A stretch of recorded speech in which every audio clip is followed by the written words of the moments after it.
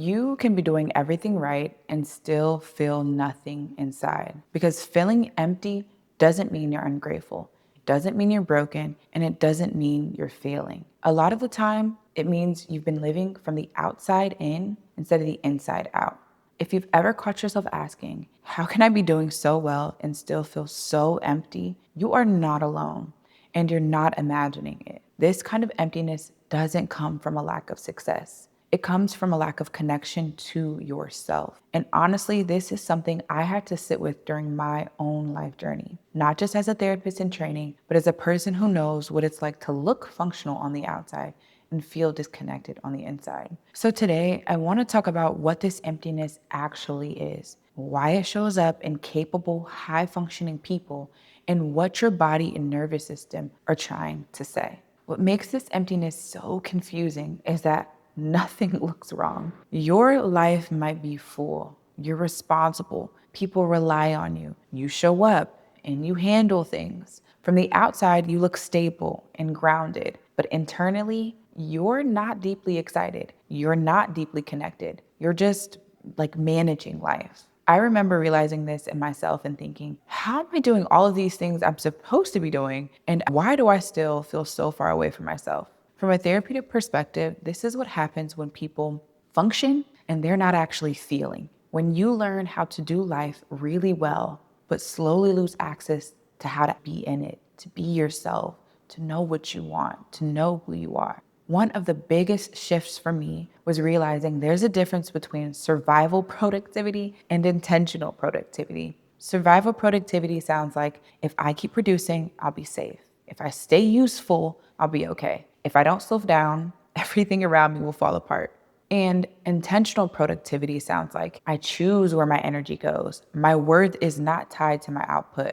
Rest, meaning, and direction actually matter. And here's what I've noticed in myself and in others. Most people who feel empty are not lazy. They're incredibly productive. They're just productive from survival and not from alignment. And eventually, your nervous system gets tired of being treated like a machine. I also started noticing how much emotional labor I was carrying without even realizing it. Being the strong one, being the dependable one, the emotionally aware one, the one who holds it together, and the one that people can lean on. And when you live inside those roles long enough, you stop asking what you need.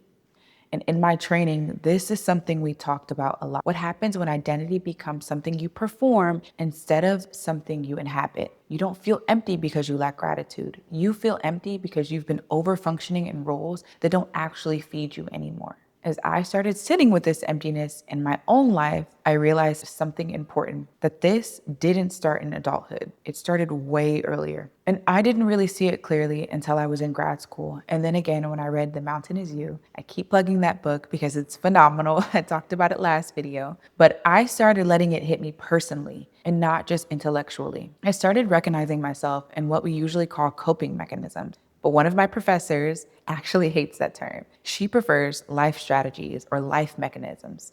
And that distinction mattered to me because I wasn't just coping with my life. I was surviving it, strategizing my way through it. I could see how early on I learned being responsible was safer than being expressive. Being productive was safer than being present. Being useful was safer than needing anything. That wasn't a flaw, that was my intelligence. Those strategies helped me survive environments where slowing down or needing too much wasn't really an option. But Brianna talks about in the book, those same strategies eventually become distractions, not from life, but from ourselves. They keep us busy managing symptoms instead of touching the root.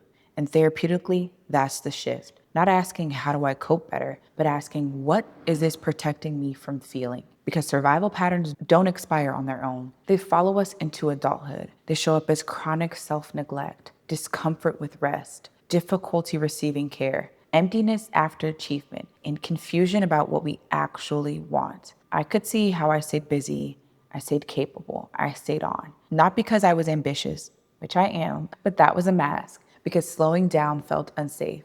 And that's when it clicked for me. Nothing was wrong with me. My nervous system was still running a survival script in a life that now required intention instead of endurance. And the emptiness, that wasn't failure. That was my system saying, I don't want to just manage anymore. I want meaning. I want truth. I want something that actually feels like me. And this kind of emptiness often lives inside a quiet burnout loop. You push, you perform, you meet expectations, you disconnect, and then you feel empty. You rest just enough to function again, and then you repeat. And over time, your nervous system learns feeling alive is optional, but functioning is required. That's when emptiness sets in, not as a punishment, as information, a signal that your system wants meaning and not just momentum. The turning point isn't about passion. It's not clarity. It's not a perfect 5-year plan. Healing often begins when we get curious instead of critical. When we ask, what am I doing really well that I no longer want to be doing? What parts of me went quiet so I could keep performing?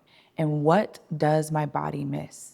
That's not self-indulgence, that's self-connection. This emptiness isn't asking you to blow up your entire life. It's asking you to separate your worth from your productivity, to slow down enough to feel again, to notice where obligation replaced choice, and to reconnect with desire, not just responsibility. You have to let your identity shift without rushing it and build a life that includes you, not just needs you. Before you can change anything externally, you have to reconnect internally because emptiness fades when presence returns. If this felt personal, because it definitely did for me, especially when I was planning this video, if you feel seen in a way that was uncomfortable but honest, I want you to answer this for yourself. Where in your life are you surviving instead of choosing intentionality? What you might be in right now is a transition. The liminal space we talked about last video, the space between who you had to be and who you're becoming. Remember that in between can feel empty when you don't yet have the language for it. But emptiness isn't the absence of self. It's space being made,